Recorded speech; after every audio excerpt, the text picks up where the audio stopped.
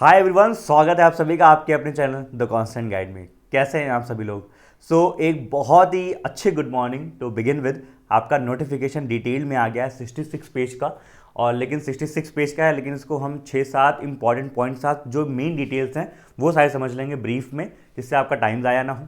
और खुशी की बात यह है कि अब आपके बैंक एग्जाम्स 2023 की आगामी स्टार्ट हो चुकी है। आपका एग्ज़ाम हो चुके हैं, एग्ज़ाम स्टार्ट हो चुके हैं। अब लग जाइए, अब आपके मेहनत करने का समय आ चुका है। अभी बताएंगे पूरा, आगे ध्यान से देखते रहिए वीडियो को। 1.525x पे लगा के बैठ जाइए आराम से, जो भी आपको अच्छा लगता है। और एक एक डिटेल में जो पॉइंट है ना, जो इंपॉर्टेंट पॉइंट्स हैं फाइनल ईयर वाले, एज क्राइटेरिया, एजुकेशन क्वालिफिकेशन में क्या चेंज है, ये सारी बातें करेंगे डिटेल में। समझिएगा, मैंने आपके लिए नोट्स बना रखे हैं, और जो यहाँ पे होंगे वैकेंसी साथ साथ यहाँ पे दिखाता जाऊँगा, ठीक है। इस जो पीडीएफ है, इस पीडीएफ की जो पीडीएफ है आपकी नोटिफिकेशन की, ये आपको हमारे टेलीग्राम ग्रुप में मिल जाएगी। द कांस्टेंट गाइड नाम से आपका टेलीग्राम ग्रुप है, ये ओरिजिनल वाला चैनल के नाम से ही है, उसको आप ज्वाइन कर लीजिएगा, ठीक है।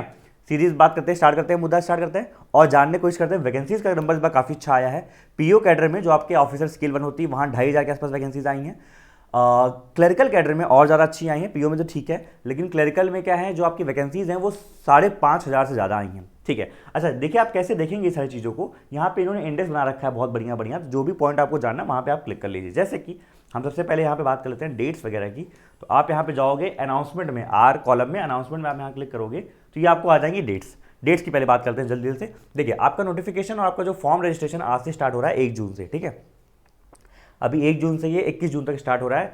मैं फिर से बोल रहा हूँ 21 दिन रहेंगे, लेकिन आप जल्दीबाजी मत करिएगा। अभी 3-4 दिन बाद ही स्टार्ट करिएगा फॉर्म भरना। पता चल जाए क्या गलतियाँ हो रही हैं, क्या चीज़ें हैं, क्या ऐड करना है, क्या उसमें जान लेंगे। वर्किंग वो जो कंप्यूटर वाला है और सारी चीज़ें होती है ना, वो दिक्कत हम लोग कई बार करते हैं। तो आराम से भरिएगा, लास्ट जगह भी वेट मत करिएगा, उसके बीच में भर दीजिएगा। चलिए, फिर आपका जो है एग्जामिनेशन, आपने फॉर्म भर दिया, यहाँ खत्म हो गया। उसके बाद आपके कॉलेटर्स आ जाएंगे, ये प्री एग्जामिनेशन ट्रेनिंग के हैं। प्रीलिम्स का एग्जाम आपका अगस्त में शेड्यूल है, वो तो आपने आईपीएस कैलेंडर में देख लिया था, आपका अगस्त फर्स्ट वीक में।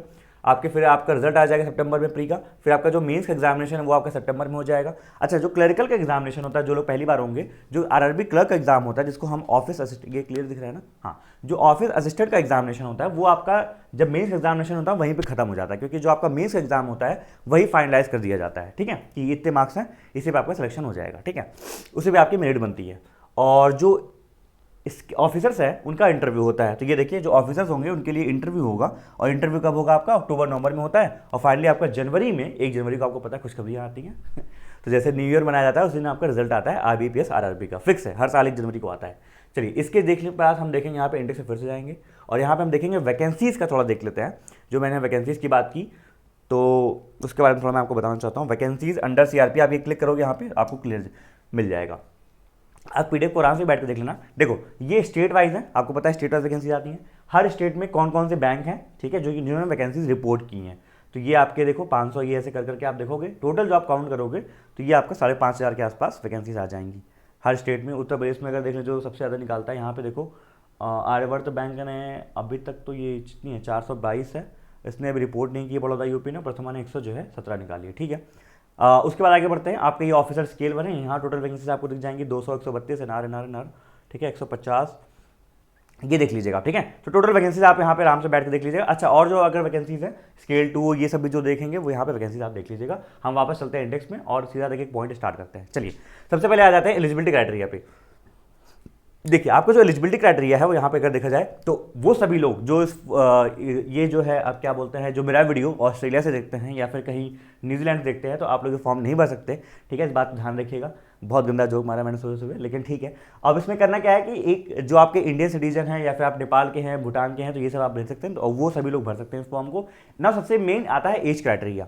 एज क्राइटेरिया पहली बात तो काउंट किया गया है आपका 1 जून से, प्लीज ध्यान रखिएगा, 1 जून से। अब 2 इंपॉर्टेंट चीजें मैं आपको बात करने वाला हूं। एक तो आपका ये स्केल 1 असिस्टेंट वाला है, और एक आपका ये ऑफिस असिस्टेंट मल्टीपर्पज मतलब क्लर्क वाला है। जो स्केल 1 वाले हैं वो आपका 18 से 30 साल के होने चाहिए, और जो आपके क्लरिकल वाले हैं वो आपके 18 से 28 साल के होने चाहिए। अब बहुत ध्यान से समझिएगा, ये देखिए साफ साफ लिखा हुआ है। आप लोग कई लोग पूछते हैं भैया मेरी डेट ये, मैं कमेंट देखना, अभी फिर से कमेंट आएगा कि भैया मेरा डेट ऑफ बर्थ इतना है, क्या मैं एलिजिबल हूं? साफ साफ लिखा हुआ है कि should not have been born earlier, इससे पहले नहीं पैदा होना चाहिए, मतलब 3 जून से पहले नहीं होना चाहिए 93, और 31 मई 2005 के बाद नहीं होना चाहिए, उसके अंदर होना चाहिए, ठीक है, एसएस में पढ़ लीजिएगा, आपको मिल जाएगा। बाकी कोई डाउट हो तो आप कमेंट सेक्शन में बताना मुझे करके।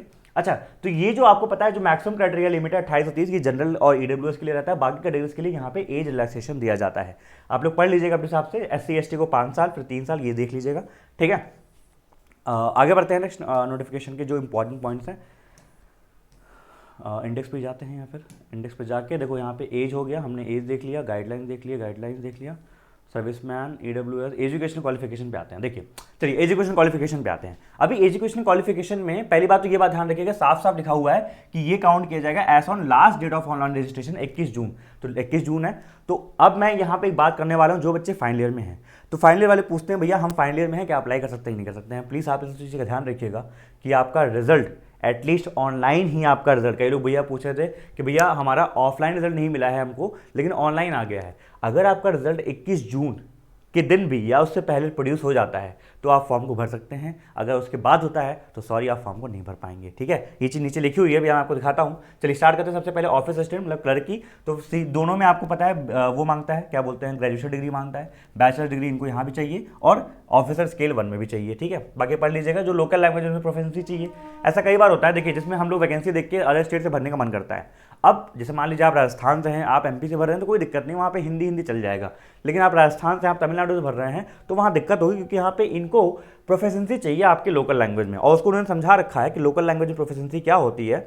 आप अगर डिटेल में देखने जाओगे तो यहाँ पे समझा रखा है अच्छे से, यहाँ नहीं, नीचे आप देखोगे इसमें समझा रखा होगा परसेंटेज, हाँ ये रहा, ठीक है। तो आप पढ़ लीजिएगा कि whoever already studies the language of state language, जैसे मान लो तमिलनाडु आप भर रहे हो तो क्लास 8 या इसी लेवल में, ठीक है। तो वो ये मैं आपको वैसे भी सजेस्ट नहीं करूँगा कि आप किसी ऐसे स्टेट से भरो जहाँ पे आपको लैंग्वेज की दिक्कत हो, या फिर इस चीज़ का आप ध्यान रखिए अगर आप भर भी रहे हैं, ठीक है। तो चलो ये दोनों हो गया। कई लोग पूछते हैं भैया 60% मेरे हैं, मेरे 50% है ग्रेजुएशन में, कोई दिक्कत नहीं है। कहीं लिखा हुआ है 60% चाहिए, कहीं लिखा हुआ है, नहीं लिखा हुआ है ना, ठीक है। अच्छा, एक तो ये हो गया, 2 चीज़ें हो गई। एक बार देख लेते हैं कुछ और चीज़ें यहाँ पे, स्केल 2 स्केल 3 आप हिसाब से देख लीजिएगा। अच्छा, लोग कंफ्यूज यहाँ से होते हैं कि भैया ये लिखा हुआ 60, ये 60 नहीं लिखा हुआ, ये ऐसे बताया जाता है कि अगर फ्रैक्शन ऑफ परसेंटेज है वो इग्नोर कर दिया जाएगा। मतलब अगर आपका 59.99 है तो उसको 60 treat will be treated as less than 60, ठीक है। ये बताया जा रहा है, ऐसा नहीं है कि यहाँ पे आपको 60 चाहिए, ठीक है। इतनी बात क्लियर है। चलो आगे बढ़ते हैं सीधा। अब आपके आते हैं हम नेक्स्ट पॉइंट पे, जो कि आपका एज हो गया, एजुकेशन क्वालिफिकेशन हो गया। अच्छा, एक आपका सिविल स्कोर के बारे में बात, ये देखो मैं लिख रखा था, final result should be declared as on 21 June. 21 जून से पहले आपका फाइनल रिजल्ट आ जाना चाहिए, इस बात का ध्यान जरूर रखिएगा, वेरी वेरी इंपॉर्टेंट बात, ठीक है। अच्छा, तीसरी हम बात करते हैं, यहाँ पे इन्होंने इस बार साफ साफ मेंशन रखा है, ये रहा क्रेडिट हिस्ट्री। देखो कई लोग, क्या होता है, आप लोग में से कई लोग ऐसे होते हो जिसको कई बात तो ये सिविल के बारे में पता भी नहीं होगा। कोई बात नहीं, अगर आपको सिविल के बारे में पता है कोई बात नहीं। देखिए, अगर आपको सिविल के बारे में नहीं पता है, ठीक है, तो कोई दिक्कत ही नहीं है। पहली बात तो अगर आपने कभी लोन नहीं लिया, कोई पैसा नहीं लिया, ठीक है, आपने कभी ऐसा कुछ नहीं किया कि जो है आपने क्रेडिट हिस्ट्री आपकी खराब रही हो, तो कोई दिक्कत नहीं है। लेकिन ऐसे कई लोग आप में से होते हो जो कि ऑनलाइन कभी लोन लेते हो, पेटीएम वेटीएम में लोन ले लिया, उसको ठीक से पे नहीं किया, प्राइमरी पे नहीं किया, तो आपका सिविल स्कोर एक होता है, आप बैंक में जाओगे पता चलेगा आपको, सिविल स्कोर होता है वो खराब हो जाता है, ठीक है। तो यहाँ पे एक कंडीशन दे रखी है कि आपका सिविल स्कोर मिनिमम 650 या उससे ऊपर होना चाहिए। आजकल तो व्हाट्सएप पे भी और बहुत जल्दी सिविल स्कोर चेक हो जाते हैं, ऑनलाइन वेबसाइट चेक हो जाते हैं, तो आप लोग चेक कर लीजिएगा। वैसे आप सभी का 650 या उसके अबव होगा। अच्छा, के यहाँ पे लिखा हुआ है candidate with no bank account, तो जिन लोग के बैंक अकाउंट नहीं है वो लोग तो एकदम ऐसे बैठ के एकदम चिल कर रहे होंगे, उनको कोई दिक्कत नहीं होगी मेरे ख्याल से, ठीक है, क्योंकि उन लोग को ऐसा कुछ भी प्रोड्यूस करने की जरूरत नहीं है, ठीक है। सिविल स्टेटस उन लोग को देना होता है कि जिन्होंने कभी न कभी कोई ट्रांजेक्शन किए होते हैं और लोन लिया होता है, कुछ लिया होता है। अगर आपने नहीं लिया लोन, मैं फिर से बोल रहा हूँ, कोई लोन नहीं लिया है, कोई पैसा उधारी पे नहीं लिया है, तो आपका सिविल स्कोर मेंटेन रहेगा वैसे भी, ठीक है, टेंशन मत लेना। चलो, एप्लीकेशन फीस देख लीजिए आप लोग की है 850 है, बाकी सबकी SC ST PWD के लिए 175, दोनों के 850, 850 इसके लिए, 850 इसके लिए, तो आपको 1700 रुपये का फॉर्म भरना पड़ेगा, ठीक है। चलो आगे बढ़ते हैं, सीधा आते हैं आपके एग्जामिनेशन, ये सारी चीज़ें हो गई वैकेंसीज। अब आते हैं सीधा एग्जामिनेशन पैटर्न पे, एंड ये मैं आपको दिखाना चाहता हूँ, वो सभी लोग जान लें अच्छे से एग्जामिनेशन होता क्या है, उसका पैटर्न क्या है। और एक बात वहाँ पे बताऊँगा, वो इंपॉर्टेंट है, समझिएगा ध्यान से। देखिए, जो आपका स्कोर्स ऑप्टेन ये हो गया, कहाँ चला गया, interview cut off score education, हाँ ये रहा स्ट्रक्चर, ठीक है। चलिए इस पे आते हैं, स्ट्रक्चर पे। ये देखिए इंपॉर्टेंट है, आप RRB PO का फॉर्म भर रहे हैं या फिर आप RRB क्लर्क का फॉर्म भर रहे हैं, उससे मतलब नहीं है। मतलब ये है कि आप फॉर्म भर रहे हैं तो आपको पता है पेपर का पैटर्न क्या होता है, किस तरह का पेपर आता है, क्या लेवल होता है एग्जामिनेशन का। आप में से बहुत से बच्चे ऐसे होंगे जो एकदम नए होंगे, जो पहली बार फॉर्म को उसको भर रहे होंगे, तो मैं आपको ये सजेस्ट करूँगा, मैं आपको ये बोलूँगा, ये आपका क्लर्कर का पेपर का पैटर्न है, ये आपका पीओ का पेपर का पैटर्न है, दिख रहा है आपको। दोनों में क्या होता है, 40-40 क्वेश्चन आते हैं, 80 question 80 marks 45 minutes, 80 question 80 marks 45 minutes, ठीक है। इसी तरीके का एक फ्री मॉक टेस्ट मैं आपको दे रहा हूँ, डिस्क्रिप्शन में है आपको लिंक, आप जाइए उस मॉक टेस्ट को लगाइए। प्रीवियस ईयर पैटर्न पे बना हुआ आपका मॉक टेस्ट है, ठीक है, आपका क्लर्कल का भी और आपका ऑफिसर स्केल 1 का भी, ठीक है, आरआरबी पीओ का भी, आरआरबी क्लर्क का भी। आप पेपर दीजिए, फिर आपको ये पता चलेगा कि आप इस फॉर्म को भरने से पहले कहाँ स्टैंड करते हैं। मैं ये बात हमेशा बोलता हूँ, और मैंने अपनी पूरी तैयारी जर्नी में मैंने जितने भी फॉर्म भरे थे, सबसे पहला एक स्टेप होता था कि सबसे पहले उसका मॉक दे के देखूँ कि पेपर है क्या, पेपर डिमांड क्या कर रहा है, पेपर का जो स्ट्रक्चर है उसमें मैं अभी कहाँ स्टैंड कर रहा हूँ। क्योंकि जब आप एग्जामिनेशन दोगे, पेपर दोगे, तो आपका एक परसेंटाइल आएगा कि यार मैं इतने परसेंट बच्चों से अच्छा कर रहा हूँ, तो इसका मतलब मैं इस एग्जाम में कर सकता हूँ। मेरे एग्जाम में ये अभी सिचुएशन है, मुझे इतनी और मेहनत करने की जरूरत है, मेरे ये सब्जेक्ट वीक है, ये सब्जेक्ट, तो ये होता है आपको मॉक टेस्ट देना। सबसे पहले आप अगर तैयारी करने की स्टार्ट कर रहे हो, जो कि आप में से मैक्सिमम लोग करोगे तैयारी स्टार्ट, ठीक है, देखना इसकी वैकेंसीज 8,000 है, लेकिन फॉर्म भरे जाएंगे लाखों में। तो वो जो लाखों लोग हैं, आप सभी लोग जाके अभी डिस्क्रिप्शन में मॉक टेस्ट का लिंक दिया हूँ, मॉक दीजिए, आपको समझ में आ जाएगी चीज़ें क्या हैं, ठीक है। चलिए, अभी ये बात समझ में आ गई, सीधा स्टार्ट करते हैं। तो ये बात समझ में आ गई, इसमें क्या होता है, कंपोजिट टाइम मिलता है, ये बात ध्यान रखिएगा। इसका मतलब ये है कि आपको कोई सेक्शनल टाइमिंग नहीं मिलती कि 20 मिनट्स के लिए मिलेगा, 20 मिनट्स के लिए मिलेगा, जैसे आगे के आपके एग्जामिनेशन में होता है। यहाँ पे सीधा सीधा सीधा आपका ऐसा है कि आपको 45 मिनट्स मिले हैं, उसमें आपको रीजनिंग भी करना है, न्यूमेरिकल एबिलिटी भी करना है, ठीक है। आप देखोगे इसी तरीके का हम लोग मॉक कर रहे हैं हमारी लाइव क्लास में, तो हम लोग बताते हैं वहाँ पे कैसे आप इसको टाइम को, स्ट्रक्चर को डिवाइड कर सकते हो। मेरी वीडियो देखना, आपको समझ में आ जाएगा अच्छे से। एक मैंने वीडियो बनाई थी कि आप अभी मॉक टेस्ट को और पेपर को कैसे बाइफरकेट करोगे, कि 45 मिनट्स को कैसे कैसे बांटा जाए, कि उसमें आप ये भी कर लो, ये भी कर लो। चलो आगे बढ़ते हैं। तो एक तो ये हो गया। अच्छा, जो आपका मेंस का एग्जामिनेशन होता है, मेंस एग्जामिनेशन में आप देखोगे सेम पैटर्न है, ठीक है, ऑफिसर स्केल 1।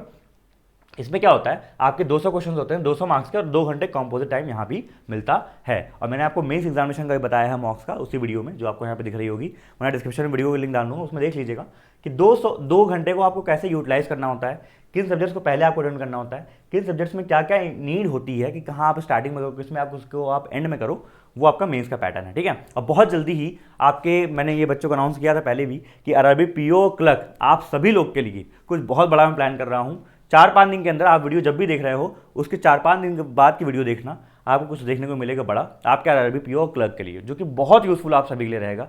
इतना यूजफुल रहेगा कि इस बात की मैं गारंटी दे सकूंगा कि अगर 8,000 की वैकेंसी है ना, और आप लोग पढ़ोगे उसमें, देखना, तो आपको अच्छे से आपका सिलेक्शन हो जाएगा, गारंटी की बात है, वो जो मैं प्लान कर रहा हूँ। देखिए, ठीक है, चलो ये हो गया। और उसके बाद जो है यहाँ पे आपको ये दिख जाएगा, नोट दिख जाएगा, तो ये सारी चीज़ें लिखी हुई हैं। तो ये थी आपकी जो इंपॉर्टेंट चीज़ें, ठीक है। आप लोग जाइए मॉक लगा लीजिए, और ये देख लीजिए पैटर्न किस तरह से है, आप अभी कहाँ स्टैंड कर रहे हो, और ये समझ लो कि बैंक एग्जाम 2023 का स्टार्ट हो चुका है। अब बस आप लोग को लग जाना है, एंड दैट्स इट। आज मिलते हैं, चलिए। कोई आपका डाउट होगा आप कमेंट सेक्शन में जरूर पूछिएगा, कुछ भी डाउट दिमाग में हो प्लीज़ कमेंट करके बताइएगा। And till then, bye bye, take care everyone, and wish you all the best.